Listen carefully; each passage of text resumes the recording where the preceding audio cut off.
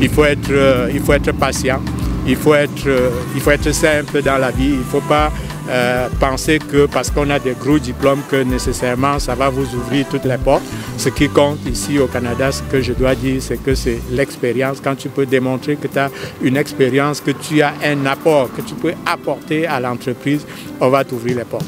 Amis des diaspos, chers téléspectateurs, bonjour. Bienvenue à Témoignage, l'émission qui donne l'occasion à nos compatriotes de nous partager leur expérience d'immigration et d'intégration ici au Québec. Aujourd'hui, nous avons l'honneur de recevoir l'un d'entre eux, un grand. Il s'appelle M. Pierre Chebou. Pierre Chebou qui est très impliqué dans la communauté afro-descendante ici au Québec. Il va nous partager son expérience d'immigration et d'intégration. M. Chebou. Bonjour. Bonjour. Comment ça va? Ça va très bien. Et okay. vous-même? Je vais très bien. Enchanté. En tout cas, merci d'avoir accepté notre invitation. C'est un grand plaisir. Toute l'équipe de Diaspo, par ma voix, vous dit merci. C'est un grand plaisir. C'est un honneur en même temps. Merci beaucoup.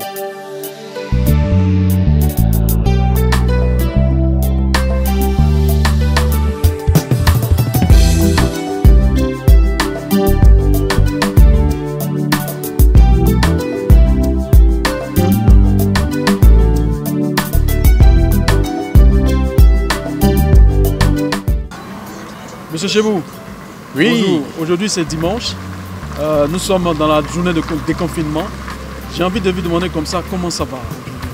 Je dirais que ça va bien, je dirais que ça va mieux parce qu'on est en train de voir le bout du tunnel, on espère, par rapport à la COVID, étant donné qu'on est en train d'embarquer la phase de retour progressif au travail, donc ça va.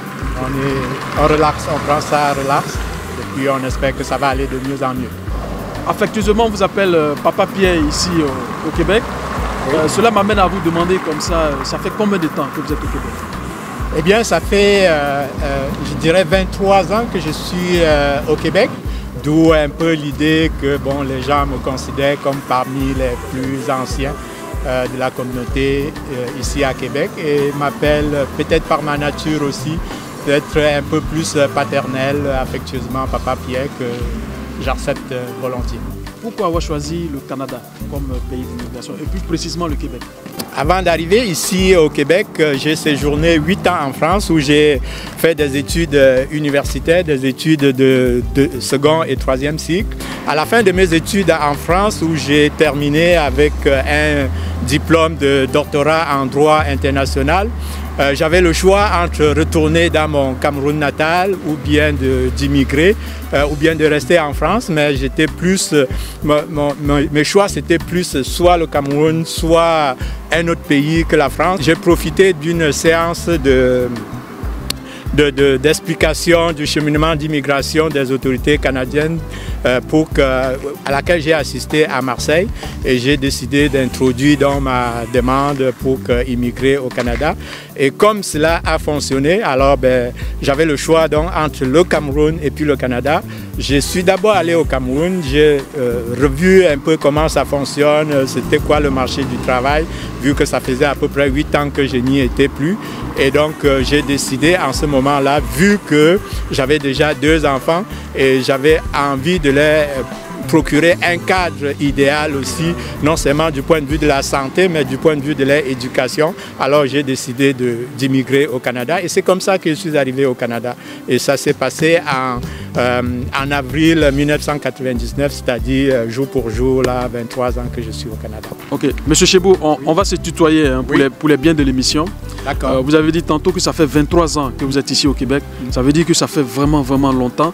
J'ai envie de vous demander comme ça, quelle a été votre première impression quand vous êtes arrivé au Québec et quelles sont les difficultés auxquelles vous avez été confronté dès votre arrivée? En arrivant, c'était de voir la quantité de neige qu'il y avait en plein mois d'avril. Donc, c'était une bonne surprise déjà pour moi. Les agents d'immigration qui vous préparent vous disent qu'au Canada, il y a le froid, il y a la neige, mais on s'imagine un peu moins l'ampleur de tout cela. Donc, j'ai été surpris, mais par la force des choses, avec le temps, on s'habitue et puis on est prêt à affronter hiver après hiver. On sait déjà ce qui s'en vient et on se prépare à ça, on passe à travers facilement. Donc, difficultés, les difficultés, ça ne manque pas. Donc, la première difficulté que j'ai eue en arrivant ici, c'était bien évidemment de trouver un emploi correspondant à mon profil. Ça n'a pas été facile.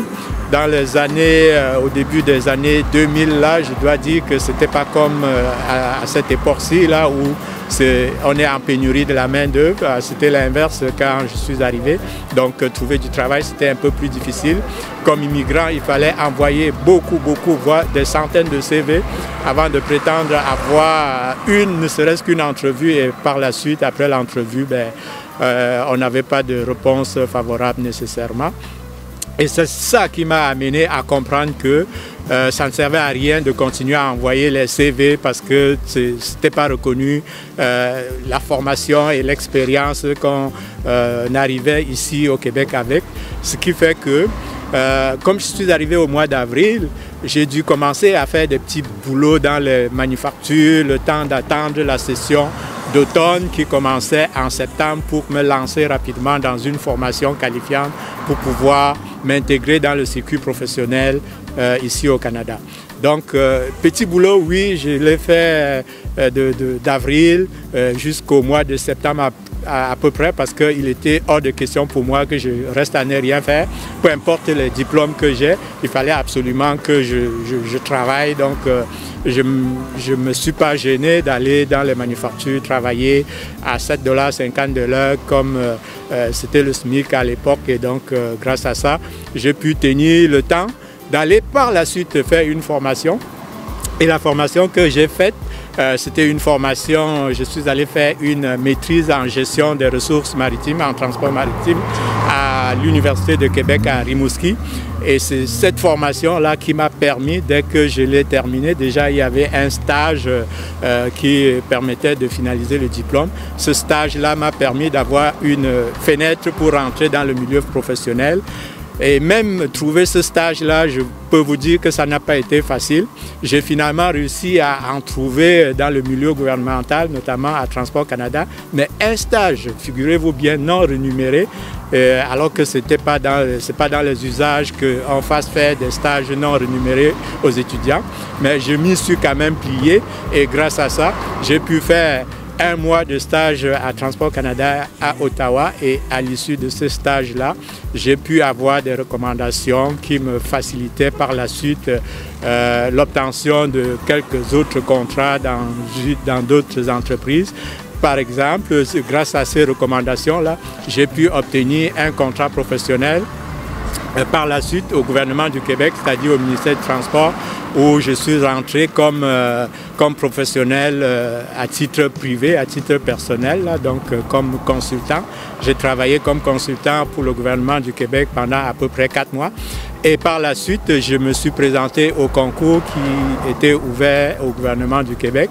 Donc avant même de terminer mon contrat comme professionnel, consultant, donc j'étais classé dans le concours du gouvernement et comme je m'étais déjà fait une réputation au sein du gouvernement du Québec et notamment au ministère du Transport, c'est comme ça qu'on m'a offert mon premier poste comme agent contractuel et qui s'est transformé par un poste permanent depuis 2002 à peu près, donc ça fait une vingtaine d'années que je travaille comme analyste en transport au ministère du Transport. Il faut être patient, il faut être simple dans la vie, il ne faut pas penser que parce qu'on a des gros diplômes que nécessairement ça va vous ouvrir toutes les portes.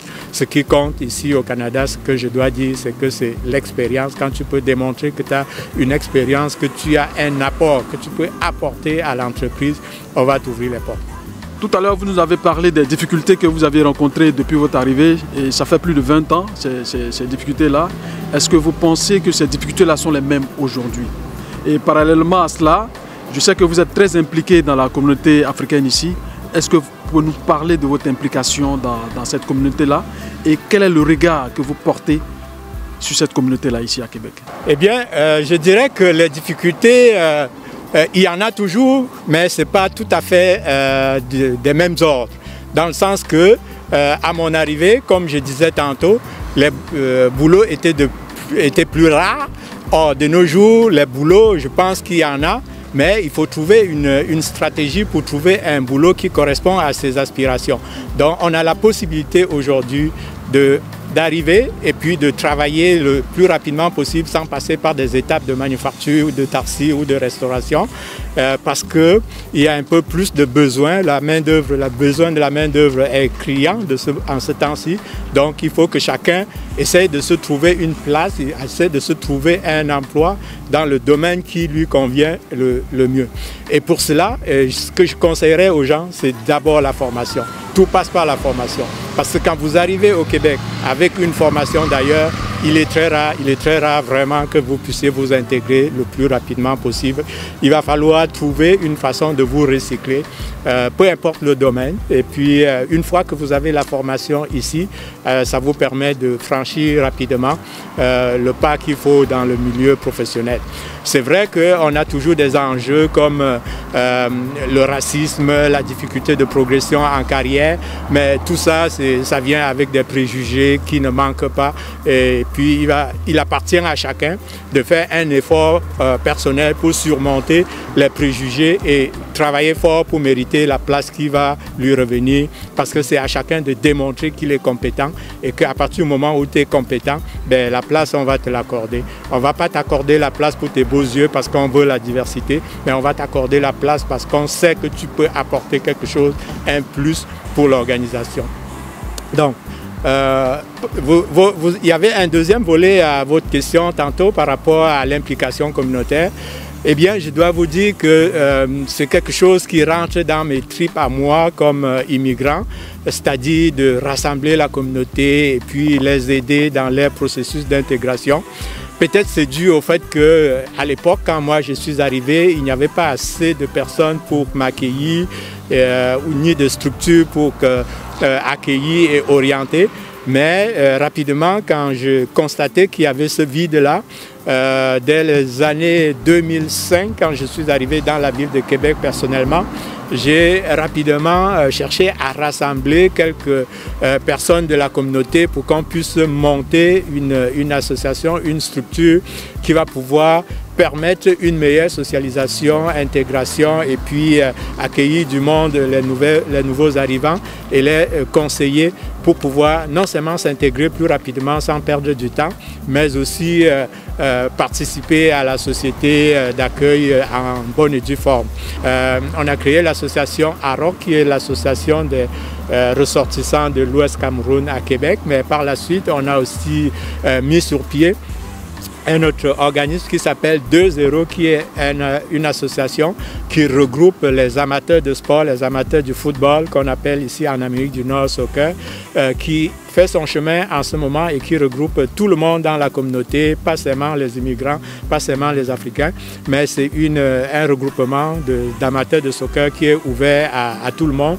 Et c'est un cadre d'une centaine de personnes où chacun trouve sa place, chacun peut jouer à son niveau sans aucune humiliation.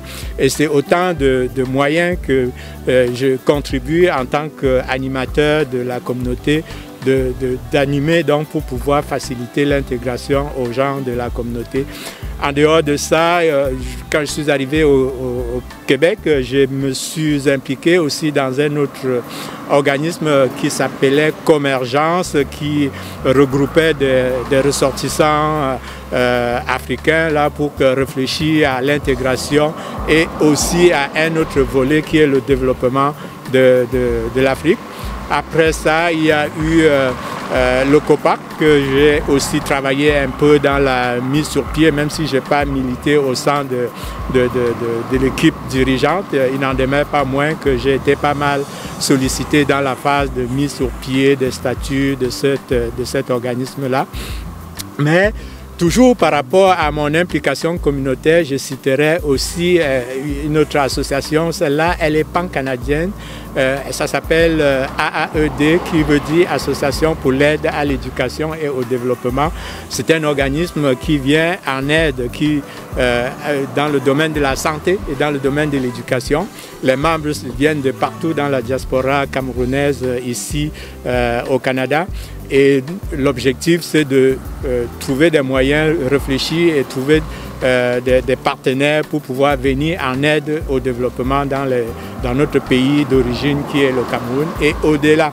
Je dis au-delà parce qu'on est en partenariat aussi, l'AED, avec un autre organisme qui s'appelle CIFA, celle-là elle est mise sur pied par la communauté rwandaise au Canada et on monte des projets en commun pour aller aider dans le domaine de l'éducation et au Rwanda et au Cameroun. Donc, tout ça pour vous dire qu'en ce qui concerne l'implication communautaire, c'est un peu dans mes tripes et puis ça me passionne et je donne beaucoup de mon temps libre dans les activités communautaires. Moi, j'ai envie de vous demander comme ça, c'est vrai, vous avez vu ces communautés-là s'intégrer, immigrer, prendre part à la vie active au Québec, mais il y a un véritable problème. Cette communauté-là n'arrive pas à décoller, comme on dit, n'arrive pas à prendre ses responsabilités ici au Québec, sur le plan économiquement parlant. Selon vous, quels sont les véritables problèmes qui minent cette communauté-là et quel est le regard que vous portez sur la communauté afrodescendante ici au Québec et quels conseils vous pouvez leur donner pour pouvoir véritablement prendre leur place ici au Québec? Alors, mon regard par rapport à la communauté immigrante à Québec en ce moment, et voire même au Québec, je dirais que dans un premier temps, je suis satisfait du nombre parce que la communauté, elle s'agrandit de plus en plus. Et ça fait ma fierté. Et puis, j'en profite pour dire aussi merci au Québec d'ouvrir ses bras, d'ouvrir les portes à d'autres personnes, à d'autres communautés pour venir enrichir le Québec. Parce que je me souviens, il y a une vingtaine d'années, quand j'arrivais à Québec, on n'était pas nombreux de couleurs de peau que j'ai là et donc c'était beaucoup plus rare.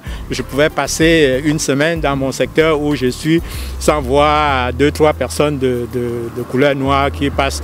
Mais aujourd'hui, je me réjouis de savoir qu'on est de plus en plus nombreux à Québec comme immigrants. Par contre, comme tu l'as dit tantôt, il y a effectivement un problème. On se rend compte que cette communauté-là, elle n'est pas dynamique, enfin pas suffisamment dynamique, elle n'est pas, on sent de moins en moins de l'implication. Quoi qu'on soit nombreux, il y a de moins en moins de gens qui sont prêts à s'impliquer dans les causes de la communauté. Et ça, c'est un problème que je déplore personnellement. Donc, s'il y avait quelque chose que je pourrais demander aux gens de la communauté immigrante ici au Québec, c'est de s'impliquer pour défendre leurs causes. On est quelques-uns qui ont eu du leadership là-dessus. Je pense par exemple à Victor Nzomo avec le COPAC, qui a dirigé le COPAC pendant plusieurs années. Je pense à Benoît Songa du Centre RI, qui sont des gens de la communauté qui essaient de rassembler. Et puis il y a aussi dans d'autres communautés des leaders qui font ce qu'ils peuvent pour pouvoir rassembler la communauté et les inciter à davantage d'implication, mais il faut le reconnaître que ça ne lève pas suffisamment. Et ce que je dois dire à mes copartenaires, à mes confrères, c'est qu'il va falloir qu'on se ressaisisse et qu'on prenne notre place. Et pour prendre notre place, il faut qu'on se mette ensemble. C'est ensemble, c'est en massifiant nos efforts qu'on va pouvoir avoir de l'impact.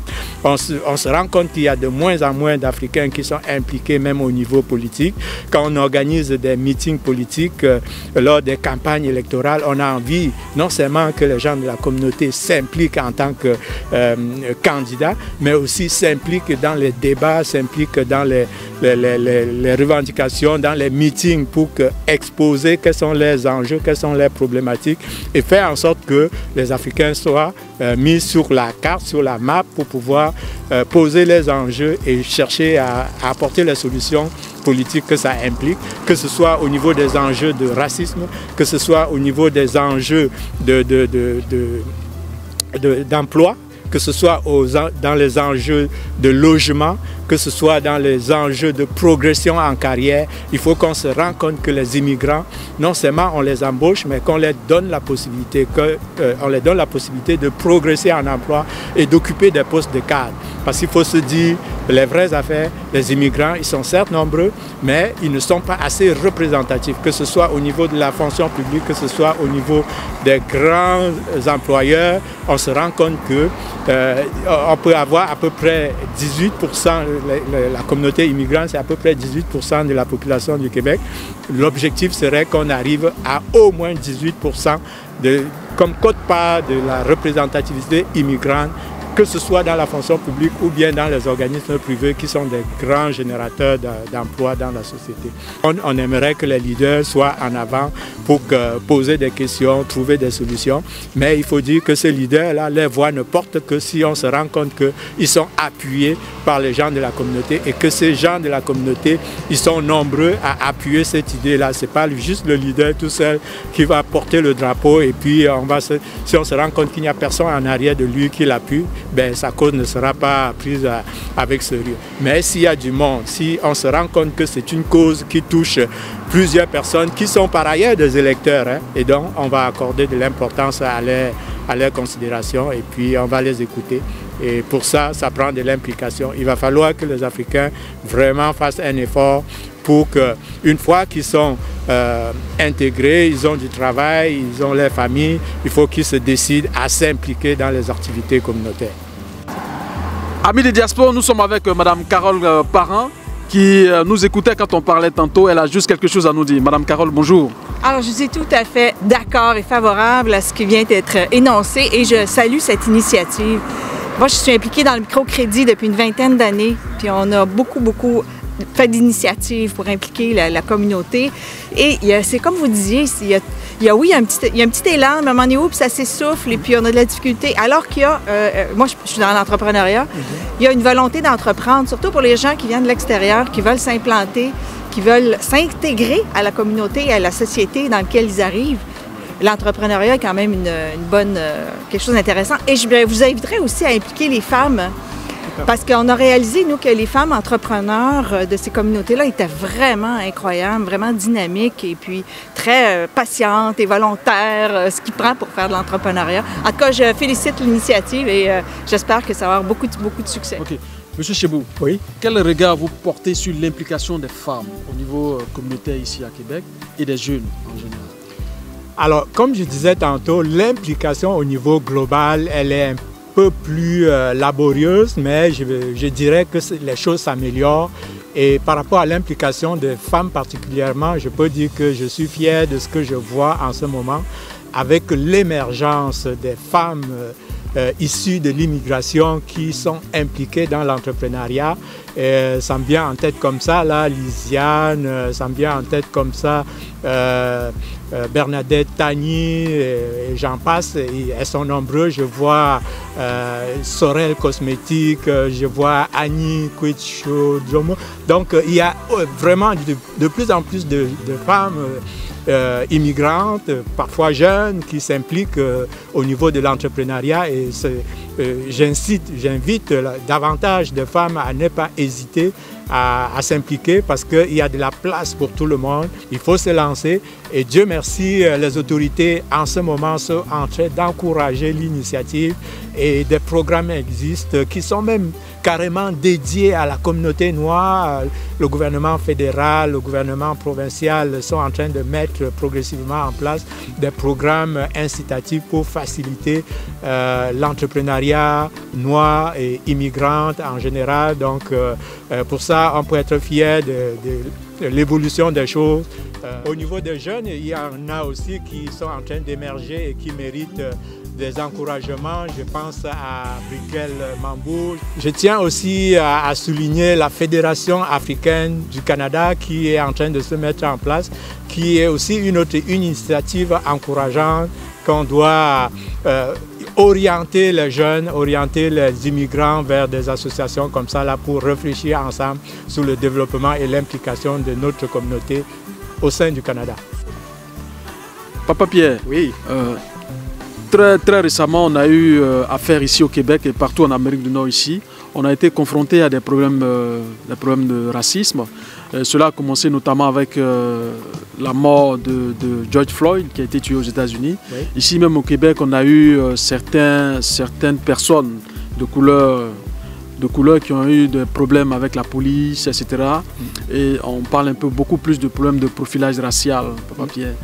Quel est ton regard là-dessus? Pour moi, je pense que c'est un réel problème, le racisme dans la société, dans la communauté. C'est pas endémique, mais c'est un enjeu. Donc pour moi, il faut l'attaquer, il faut être conscient que le racisme est là, c'est présent dans la société. Tout ce qu'il faut savoir, c'est que on ne peut pas, dans une société en tant que telle, éliminer complètement l'enjeu du racisme.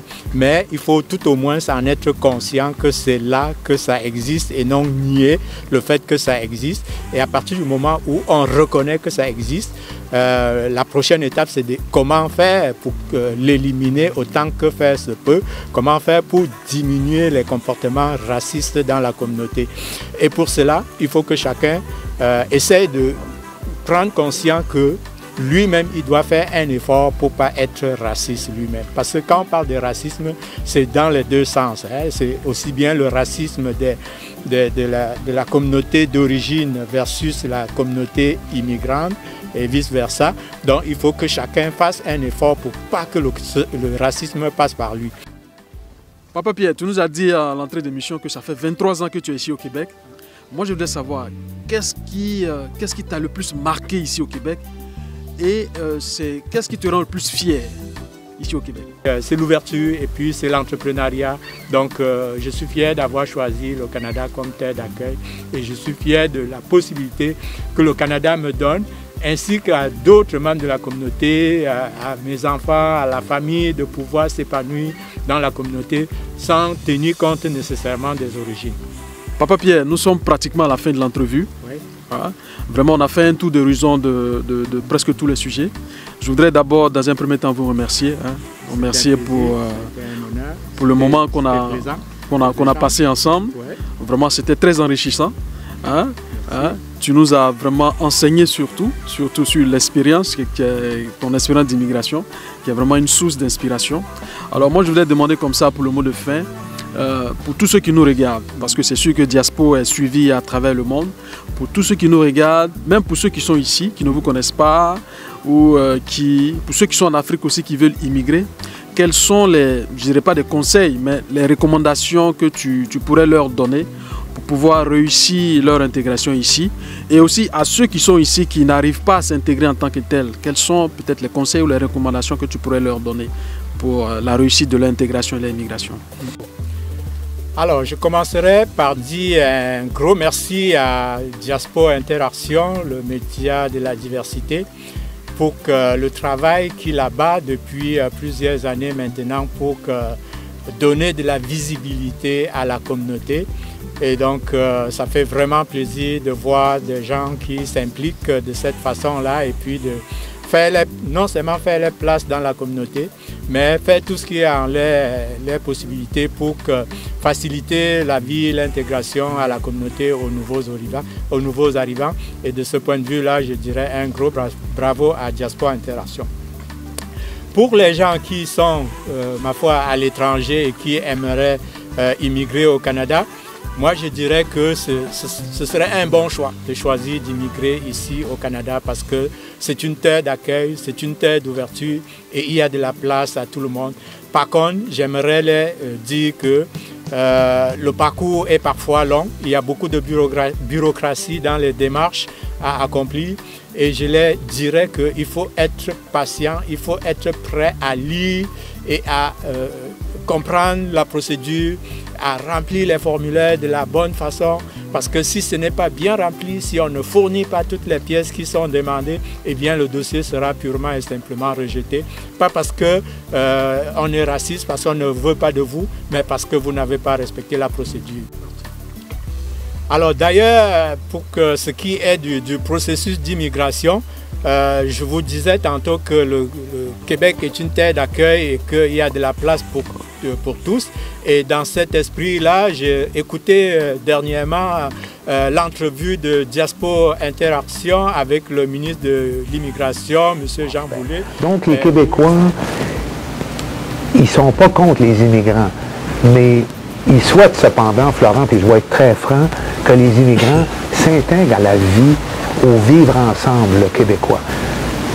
Les employeurs québécois sont totalement ouverts, puis moi, je veux favoriser l'arrivée de ces personnes-là, mais en même temps, il faut le faire de façon à respecter notre capacité d'accueil et d'intégration. Florent, souvenez-vous. Où il se montrait assez ouvert et à travailler avec la communauté, Diaspora Interaction et les autres pour pouvoir faciliter davantage l'arrivée des immigrants et leur intégration, aussi bien à travers le processus de formation, l'aide à la formation, qu'au niveau des organismes qui accordent les accréditations pour les ordres professionnels. À travailler avec ces différents organismes-là, le ministre Jean Boulet a démontré son ouverture et je crois qu'il faut saisir la balle au bon et puis travailler dans ce sens-là. On est fiers d'avoir un gouvernement qui est attentif, qui a les oreilles, qui écoute la communauté et qui s'engage à travailler avec la communauté pour pouvoir faciliter l'intégration. Pour finir, pour que les frères de la communauté immigrante qui sont déjà là, le conseil que j'aurais à leur donner, c'est tout simplement de pouvoir s'impliquer, à avoir du leadership, à ne pas hésiter, à être persévérant dans tout ce qu'ils entreprennent. Et surtout, il faut s'impliquer dans la communauté, il faut s'impliquer dans les différents regroupements communautaires. Et je dirais même qu'il faut s'impliquer dans les mouvements politiques, il faut s'impliquer comme candidat aux élections provinciales, régionales et municipales. Mais il faut aussi s'impliquer dans le bénévolat. Il faut s'impliquer dans la communauté, c'est important. Il faut se réaliser et il faut être prêt à aider les autres aussi. Chers amis, c'était Témoignage avec Papa Pierre Chebou. Merci et à la prochaine.